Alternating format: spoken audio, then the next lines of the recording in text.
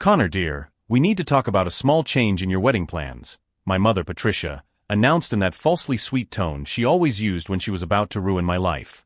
I was standing at the entrance to Moonstone Gardens, holding the flower catalog I had spent 3 months choosing with my fiancée Jessica, when I heard those words that made my blood run cold. What kind of change? I asked, even though my instincts already told me it would be nothing small. Well, she continued, nervously adjusting the pearl necklace she always wore when she lied, Isabella has decided she wants to have her engagement party here on Saturday. And since you can easily move the ceremony to another location. Isabella has decided? My voice came out louder than I intended. Mom, our wedding has been set for 8 months. The invitations have already been sent out. The caterer is confirmed. Honey, be reasonable, my Aunt Vivian interjected, emerging from the shadows as she always did when she wanted to cause drama. Isabella's engagement to Dr. Prescott Hadley is a much more significant event for our family. Think of the social importance. My name is Connor, and at 29, I just discovered that my own family considers my wedding less important than my younger sister's social circus. Jessica was at my side, her fingers squeezing my hand hard enough to cut off circulation. She worked as a nurse at the public hospital and had saved every penny for this day for 2 years. Significant. I managed to say, trying to maintain my composure. Jessica and I have been together for 5 years. Isabella has known this Prescott guy for what, 3 months? 2, Jessica whispered in my ear, and he's already been arrested twice for driving under the influence. My mother completely ignored the comment. Connor, you've always been the most understanding member of the family.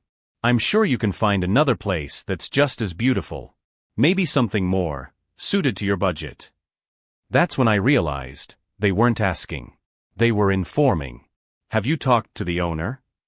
I asked, my voice dangerously calm. Naturally, Aunt Vivian replied with a triumphant smile. We offered generous compensation for the date change. Money solves everything, dear. As they talked about how easy it was to buy and sell commitments, I watched Jessica try not to cry. She had dreamed of this place since she was a child. She had old photos of her mother getting married here 25 years ago. So the owner agreed. I pressed. Well, my mother hesitated. We're still waiting for final confirmation, but there certainly won't be any problems. At that moment, my phone rang. An unknown number. Connor Roberts? The voice on the other end asked. Yes, it's me. This is William Delacroix, owner of Moonstone Gardens. I need to speak with you urgently about your reservation. My family fell silent, clearly trying to listen in on the conversation. Of course, Mr. Delacroix. I'm here on site right now. Perfect. I'll be there in 15 minutes. And Connor? Bring your family. All of them. The call ended, and I looked at my mother and aunt, who suddenly seemed less confident. It was the owner, I announced. He wants to talk to us. In person. Isabella finally appeared, emerging from behind a column where she had obviously been listening to everything. I'm sure it's just to confirm the move, she said, but there was something nervous in her voice. As we waited, I observed my family. My mother fiddled with her phone constantly, Aunt Vivian checked her makeup in her compact mirror every 2 minutes, and Isabella bit her nails, a habit she thought she had overcome. Connor, Jessica whispered, something strange. They're too nervous for people who just won. She was right. And as the minutes passed, a strange feeling grew in my chest. It wasn't exactly fear, but an intense curiosity about what was about to happen. After all, what kind of owner personally calls to discuss reservation changes? If you're enjoying this toxic family story and want to find out what bombshell is about to explode, don't forget to subscribe to the channel. Because when William Delacroix walked through those doors 15 minutes later, carrying a briefcase full of documents and wearing an expression I couldn't quite decipher as anger or amusement, I knew my family had messed with the wrong person. And for the first time in years, I wouldn't be the only one paying the price for their games. William Delacroix was an imposing man in his 60s, with perfectly combed gray hair and a suit that cost more than Jessica's car. But what really caught your attention were his eyes, cold as ice and fixed directly on my mother. Mrs. Patricia Roberts, he said, and there was something in the way he pronounced her name that made everyone sit up straight. I imagine you believe you can buy anything in this life. My mother forced her most charming smile. Mr. Delacroix, What a pleasure to meet you in person. I'm sure we can come to an agreement that benefits everyone. An agreement? He opened the briefcase he was carrying, removing several documents. Are you referring to the attempted bribe you made to my manager this morning? Or the phone call your sister made offering $50,000 to cancel a wedding that had already been confirmed? The silence that followed was deafening. Jessica squeezed my hand even tighter. Bribe is a very strong word, Aunt Vivian interjected, trying to maintain control. We prefer to think of it as generous compensation for a minor inconvenience.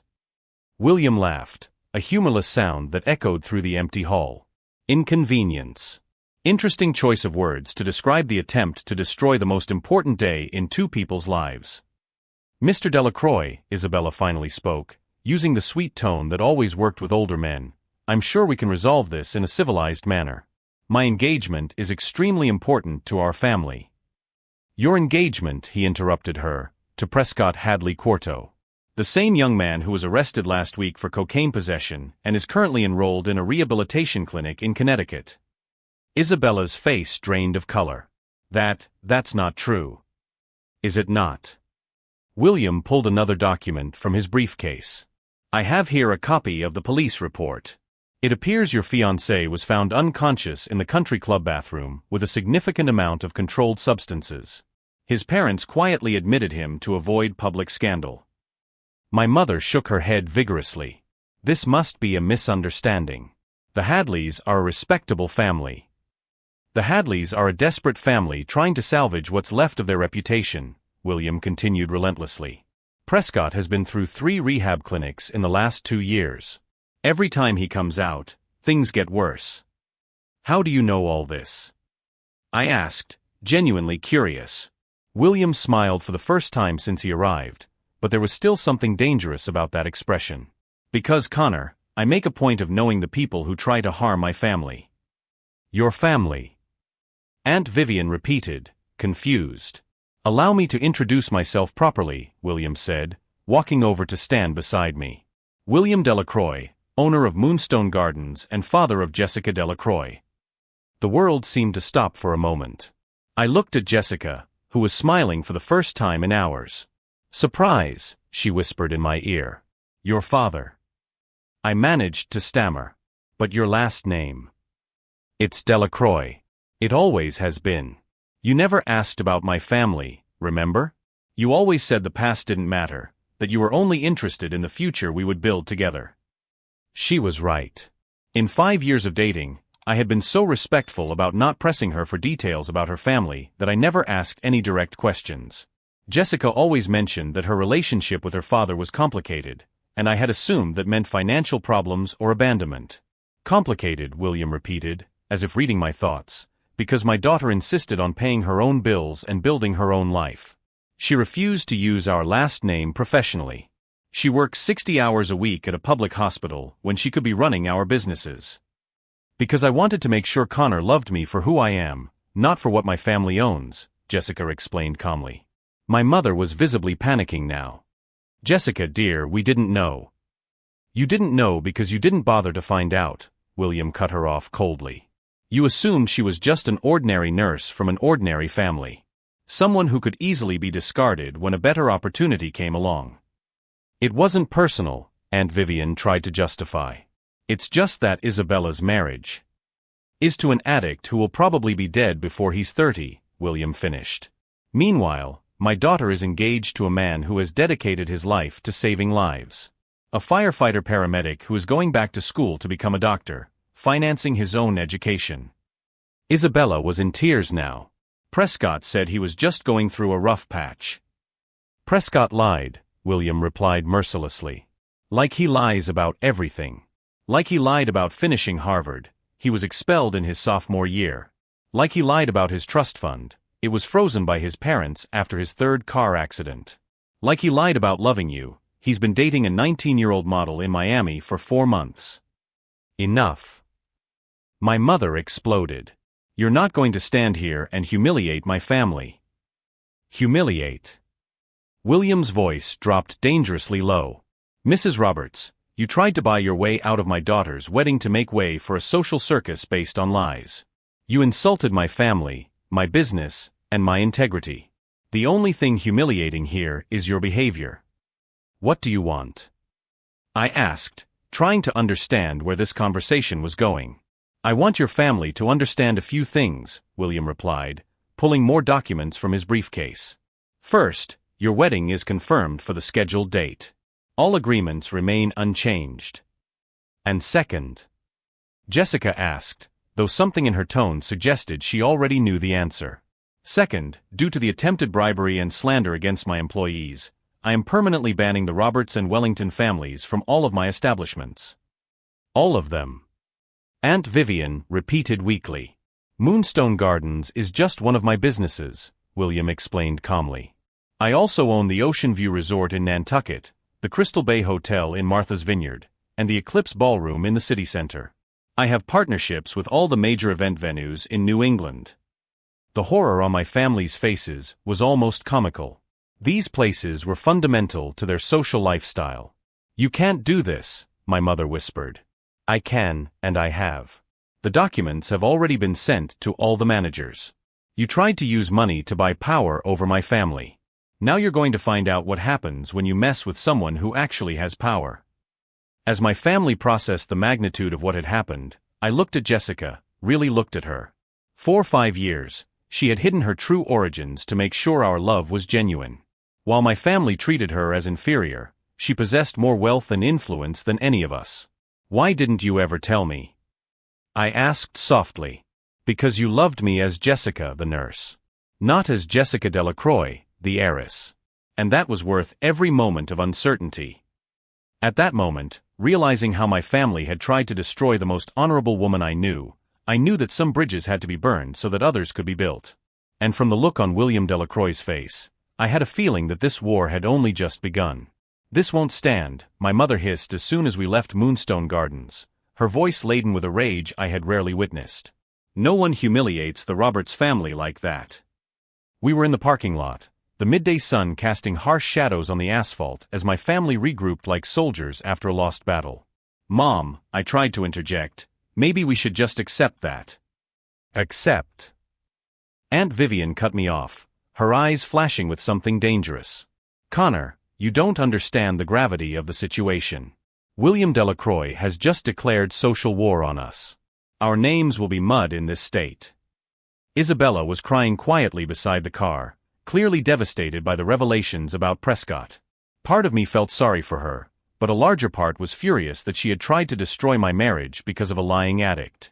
And you, my mother turned to me with an expression I didn't recognize, need to break up with this Jessica immediately. What? The words came out louder than I intended. You heard her. She lied to us for 5 years. She pretended to be an ordinary nurse when she's actually a wealthy manipulator. How can we trust someone like that? She didn't lie, I replied, trying to keep my voice steady.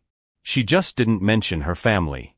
And she works as a nurse because she wants to, not because she needs to. That's even worse. Aunt Vivian exclaimed. She was playing with us, laughing in our faces while pretending to be humble. I bet she was waiting for the day she could humiliate us just like she did. I looked at these women I had called family my whole life, and for the first time, I saw clearly who they really were. They weren't concerned about lies or manipulation. They were furious that they had been outmaneuvered by someone they considered inferior. Listen, I said, trying to be reasonable, Jessica loves me. 5 years isn't pretending. 5 years of planning, my mother corrected coldly. She chose you specifically because she knew our family has social connections. She probably investigated all of us before even meeting you for the first time. That's ridiculous. It's strategic, Aunt Vivian continued. Think, Connor. What a coincidence that she works at the very hospital where you took that child during your shift as a firefighter. What a coincidence that you bumped into each other at the coffee shop 3 times in the same week. I remembered those encounters. Jessica had been kind, interested in my work, unlike the women my family usually introduced me to. But now, with my mother and aunt's poisonous words planting seeds of doubt, I began to question whether it really had been a coincidence. She planned it all, my mother continued, seeing that she was succeeding in confusing me. And now that she has you completely in love, she can use her father to destroy us socially. My phone rang. Jessica. Don't answer it, my mother ordered. But I answered it. Connor? Where are you?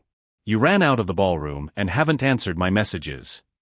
Her voice sounded genuinely concerned, but now I found myself analyzing every intonation, looking for signs of insincerity. I'm with my family, I replied, avoiding looking at Jessica through the ballroom windows. I can explain everything. I know you must be confused about my father and... Why didn't you ever tell me? The question came out colder than I intended. Silence on the other end of the line. Because I was afraid of exactly this reaction, she finally replied. Afraid you would doubt everything between us. And should I doubt it? Connor, her voice trembled. Do you really believe I pretended to love you for 5 years? That I lied about who I fundamentally am just to what? Humiliate your family. I looked at my mother and aunt, who were gesturing vigorously for me to hang up.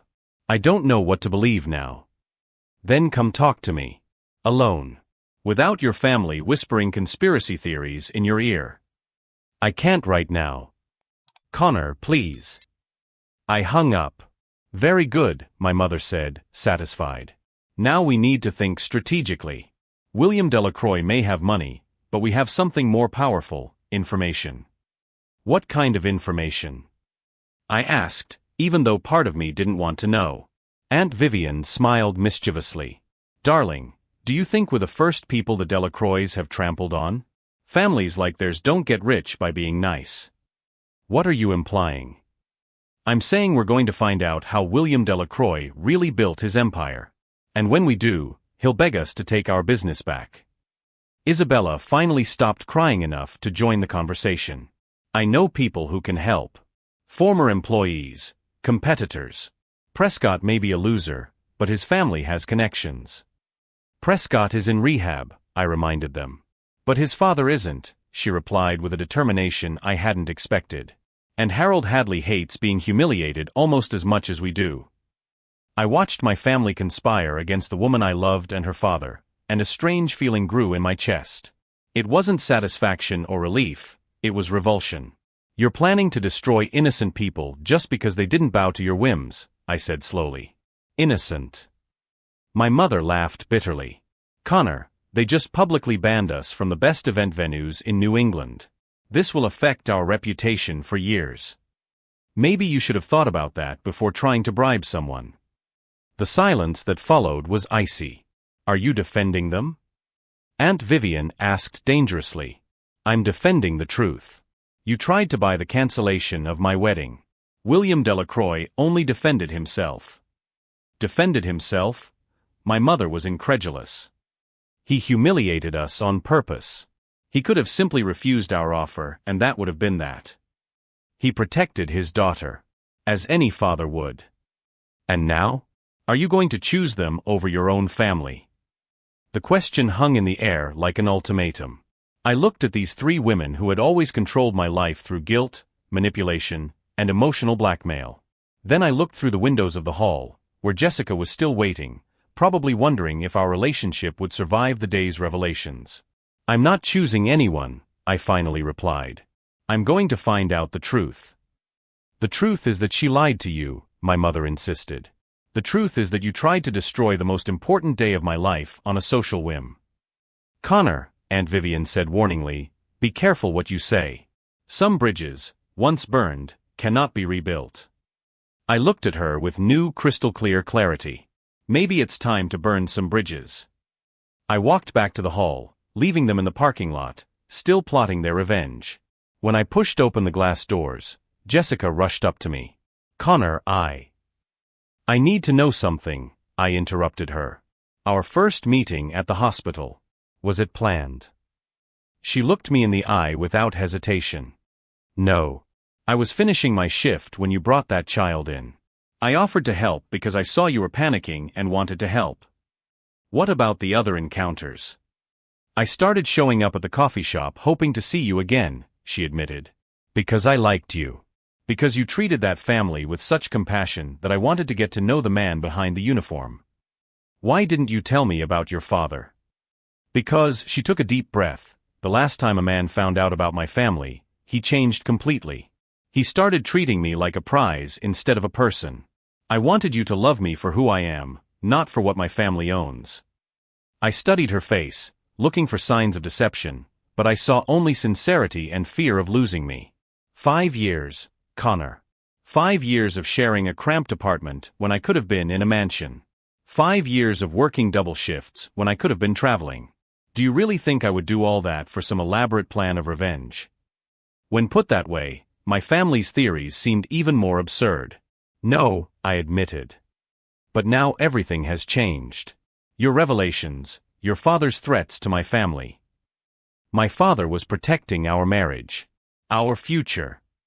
And my family? Jessica looked out the window, where my mother, aunt, and sister were still gesturing animatedly. Your family, she said softly, has just shown you exactly who they are when they don't get what they want. And for the first time in 29 years, I began to agree with her. 2 weeks had passed since the confrontation at Moonstone Gardens, and my family had turned into a veritable social warfare machine. They gathered daily in my mother's living room, plotting like generals planning an invasion. I got in touch with Harold Hadley, Aunt Vivian announced triumphantly, brandishing her phone like a trophy. He's furious with William Delacroix for exposing Prescott publicly. He wants to collaborate with us. Isabella, who had spent the last few days alternating between tears and rage, finally showed signs of life. And I spoke to 3 former employees of the Delacroix hotels. They're willing to testify about questionable labor practices. My mother smiled with malicious satisfaction. Perfect. I also contacted Jennifer Morrison from the Tribune. She loves a story about corrupt businessmen. I watched all this from the sofa, pretending to be interested in their plans for destruction, while secretly recording every word on my cell phone. In the last 2 weeks, I had learned more about my family's true character than in 29 years of life. Connor, my mother turned to me, I need you to do your part. Break up with Jessica today. Publicly. Preferably in front of witnesses. Why publicly? Because we want to make it clear that the Roberts reject the Delacroix's manipulation. When this story breaks in the media, your breakup with her will be seen as a man of integrity discovering that he has been deceived. I nodded thoughtfully. What if I refuse? The silence that followed was icy. Aunt Vivian was the first to speak. Connor, be reasonable. This woman lied to you for 5 years. How can you still consider staying with her? Because maybe she had good reasons for not mentioning her family. Reasons. Isabella exploded. What reasons justify 5 years of lies? The same reasons that made me hide from this family how ashamed I am of you. The shock on their faces was almost comical. My mother rose slowly, as if my words were physically painful. How dare you? How dare I? I laughed bitterly. Mom, you tried to destroy the most important day of my life on a social whim. You're planning to ruin innocent people out of wounded pride. And you want me to end a 5-year relationship to feed your revenge. It's not revenge, Aunt Vivian protested. It's justice. Justice. I pulled out my phone and played part of the recording I had made. Their own voices echoed through the room. Let's make up something about labor practices. Jennifer loves fabricated stories if we pay her well. Harold has connections with corrupt inspectors. The horror on their faces was instantaneous. You recorded us, my mother whispered. I recorded everything. 2 weeks of conspiracies, lies, and smear campaigns. Do you know what that means legally? Isabella was pale. Connor, you don't understand. They humiliated us first. They defended themselves. There's a difference. I got up and walked to the window, looking out at the garden where I used to play as a child. How many times had my family used these same tactics before? How many reputations had they destroyed over the years to maintain their social standing? You have 48 hours to cancel all these plans, I announced calmly. Or what? Aunt Vivian challenged. Or I'll hand these recordings directly to William Delacroix. And to the police. And to every honest journalist in town. You wouldn't do that to your own family, my mother said, but there was uncertainty in her voice. Family doesn't try to destroy each other's happiness. Family doesn't conspire, lie, or manipulate. What you do is toxic, and I will no longer be an accomplice. I headed for the door, but Isabella's voice stopped me. Connor, wait. If you do this, if you expose our conversations, our social reputation will be ruined. I turned to her with an expression that I hope conveyed all my disappointment. Isabella, your reputation is already ruined. You just haven't realized it yet. I left the house and drove straight to the hospital where Jessica worked. On the way, I called the number I had memorized days ago. William Delacroix. Mr. Delacroix, this is Connor. I need to talk to you. Urgently. Connor? Is everything okay with Jessica? Jessica is fine. But I need to tell you some things about my family that you need to know. Silence on the other end. What kind of things? Conspiracies. Smear campaigns. Attempts to bribe journalists. I have it all recorded. Come to my office in an hour. And Connor? Bring the recordings. If you're following this story of shattered family loyalty and want to see how Connor will deal with the consequences of his decision, be sure to subscribe to the channel to find out if he can protect Jessica from his own family's vengeful plans. 50 minutes later, I was sitting in the conference room of William Delacroix's office, an elegant space overlooking the harbor. Jessica was beside me, her fingers intertwined with mine, still processing everything I had revealed. Play back the part about Harold Hadley, William asked, taking meticulous notes. I obeyed, and watched his face harden as he listened to my aunt detailing plans to fabricate evidence against his business. Connor, he said finally, do you understand the gravity of what your family is planning? This isn't just defamation. It's criminal conspiracy. I understand. That's why I'm here. Jessica squeezed my hand. Are you sure about this? It's your mother, your aunt, your sister. They ceased to be my family the moment they chose hatred over love. The moment they tried to destroy our happiness. William leaned back in his chair, studying me carefully. What do you want me to do with this information? I want you to protect yourself. Protect yourself legally, financially, in every way possible. And I want to help. Help how? I took a deep breath. This was the point of no return. I want to work with you. Officially. Whether as a security consultant, investigator, or any position where I can use my inside knowledge of their tactics to protect your business. Connor, Jessica murmured, are you sure? I've never been more sure of anything in my life. William smiled for the first time since we had arrived. Welcome to the family, Connor. The real family.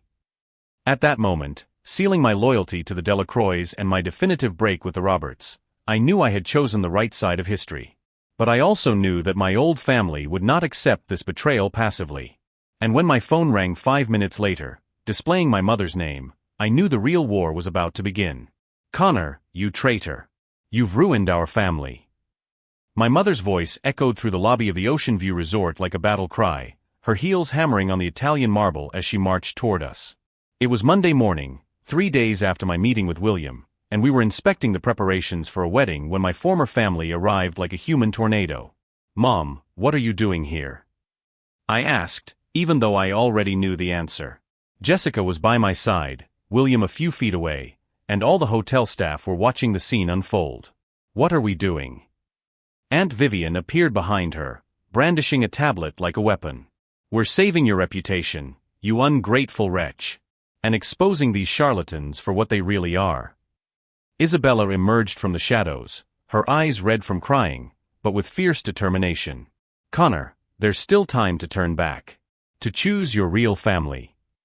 William approached calmly, his hands clasped behind his back.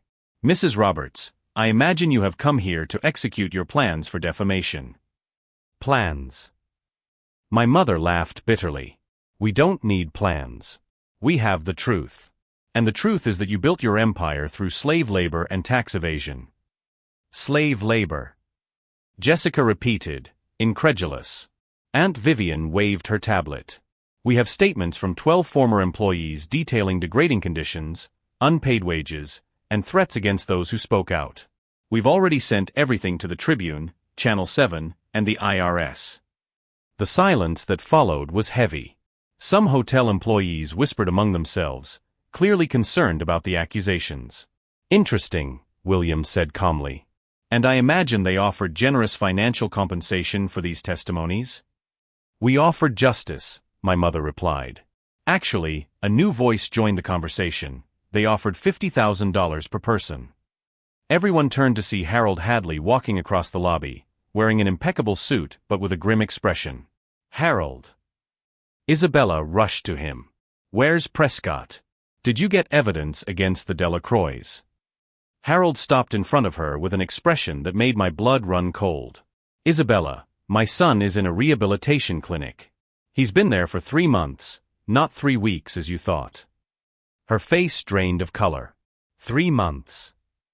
And he wasn't arrested last week for drugs, Harold continued relentlessly. It was 6 months ago. This latest hospitalization was because he attempted suicide when he found out about his gambling debts. The tablet slipped from Aunt Vivian's hands, shattering on the marble floor. Harold, my mother whispered, you said you would help us. I said I would think about it, he corrected. And I have. Very deeply. Especially after I received a very interesting call last night. William smiled for the first time since they had arrived. Mr. Hadley, thank you for coming. Wait, I said confused, you two know each other? Actually, Harold replied, William called me on Sunday. He played some very interesting recordings of conversations between your family and some of my former employees. The horror on my mother and aunt's faces was instantaneous. Recordings, my mother repeated weakly. William took a small device out of his pocket. Connor, would you be so kind as to explain to your family how we obtained this evidence? I recorded all of your conspiracies, I admitted, my voice echoing through the silent hall. 2 weeks of plans to fabricate evidence, bribe witnesses, and destroy innocent people. You betrayed us, Isabella whispered, tears streaming down her face. I protected myself. And I protected people who truly love me. Harold motioned to 2 men in suits who had just entered. These are the people who offered money to lie about the Delacroix. I have it all documented. Documented. Aunt Vivian tried to back away. Bank records, emails, text messages, Harold continued.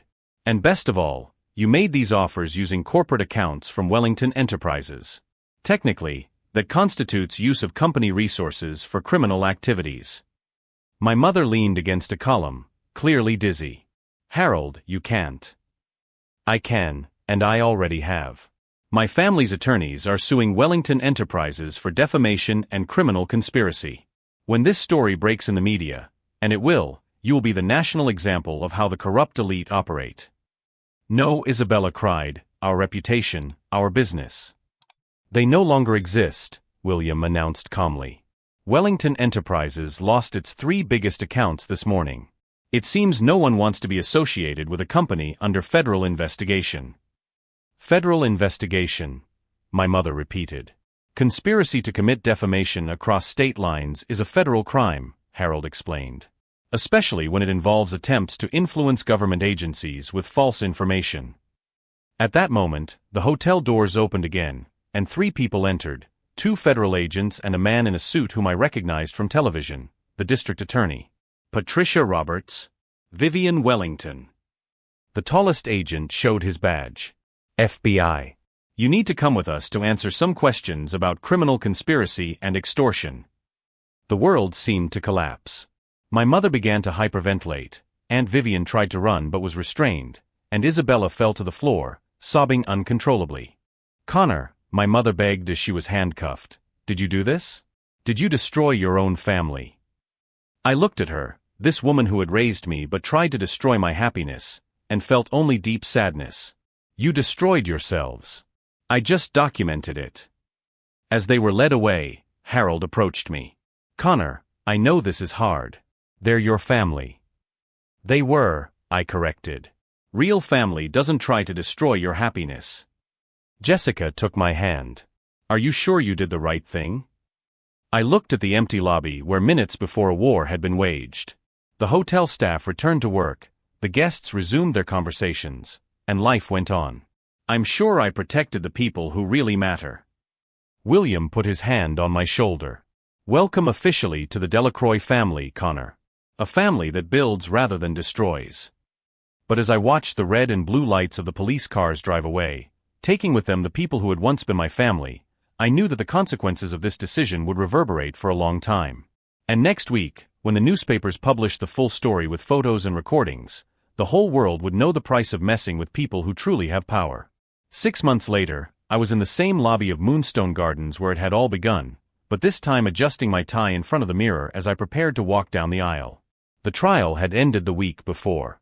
My mother got 3 years for criminal conspiracy and extortion. Aunt Vivian received 5 years for the federal crimes of interstate defamation. Isabella, being a juvenile offender and cooperating with the authorities, got 2 years of community service and court supervision. Nervous? William asked, appearing beside me in the mirror. Over the past few months, he had become more than my father-in-law. He was the father I had always wanted. Strangely enough, no, I replied, straightening my shirt cuffs. For the first time in 29 years, I know exactly where I belong. Jessica appeared at the door, radiant in the dress we had chosen together, without toxic interference or family pressure. 5 minutes, she whispered, kissing my cheek. And Connor? Thank you for choosing our family. Our family. The words still moved me. The hall was decorated exactly as Jessica had dreamed. Soft lighting, white flowers, and an atmosphere of genuine joy. 150 guests filled the chairs, colleagues from the hospital, firefighters from my department, true friends who celebrated our love without ulterior motives. As I walked down the aisle, I looked at the smiling faces. In the third pew, Harold Hadley waved discreetly. After the trial, he had become an unlikely ally, admiring my courage in exposing my own family. Prescott is making progress in rehab, he had told me the week before. Sometimes the greatest humiliations are the greatest gifts. He's finally facing his demons instead of running away from them. The pastor began the ceremony, and as Jessica walked down the aisle accompanied by William, I felt my heart could burst with happiness. There was no drama, no competition, no one trying to sabotage our moment. Connor, the pastor said when it was time for the vows, do you take Jessica as your wife, promising to love and protect her for the rest of your life? I do, I replied, my voice firm and clear. And I promise never to let anyone try to diminish the love we feel for each other. Jessica smiled through her tears. Connor, do you accept that I chose you not in spite of my family, but because of who you are regardless of them? That every day of the last 5 years has been real?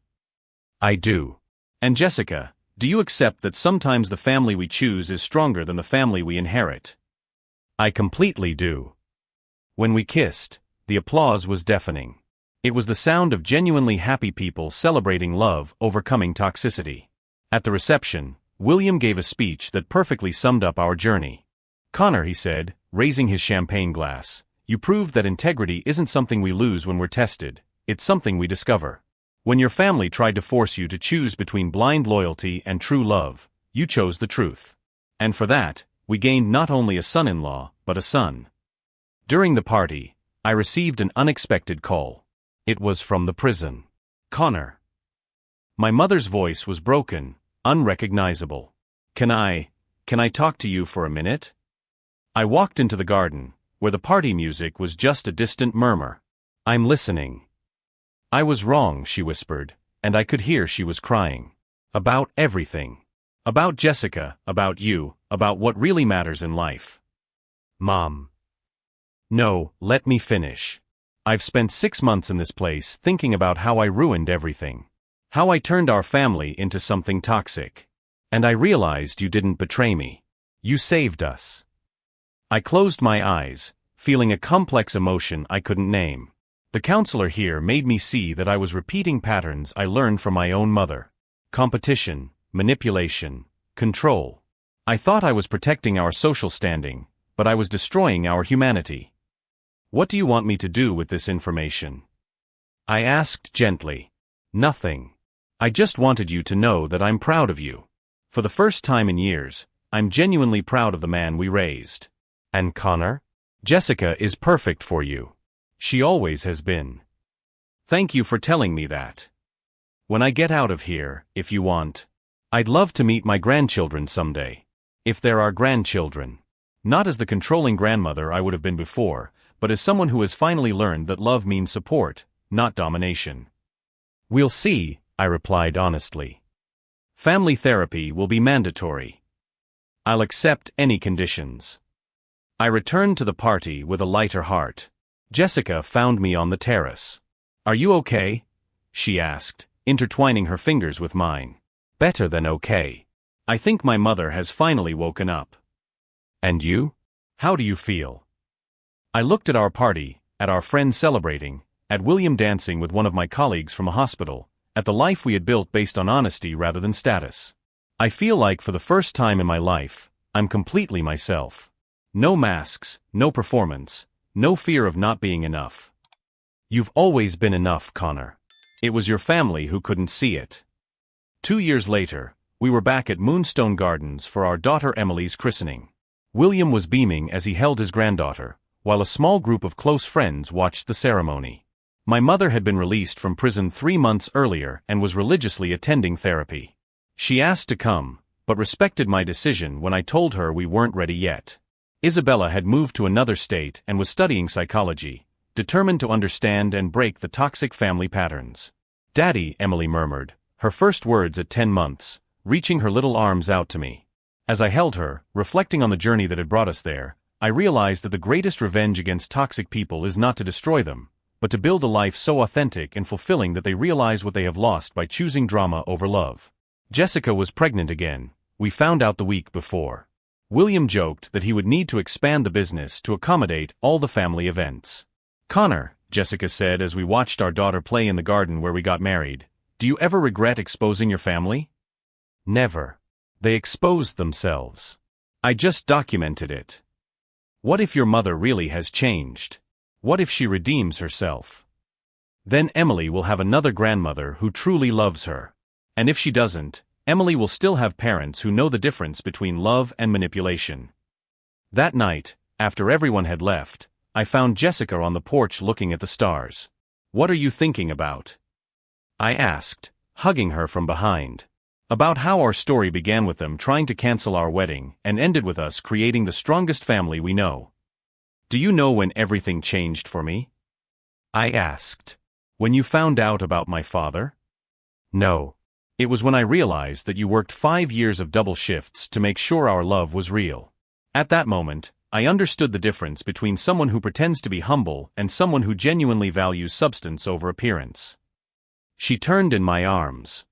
"And what was your moment of greatest satisfaction? When they were arrested?" "No," I replied thoughtfully. "It was when William said I had gained a father. I realized I had traded people who only gave me what they wanted for people who gave me unconditional support." If this story of toxic family, calculated revenge, and true love touched your heart, subscribe to the channel to discover more stories of people who chose truth over convenience and built extraordinary lives from the rubble of broken relationships.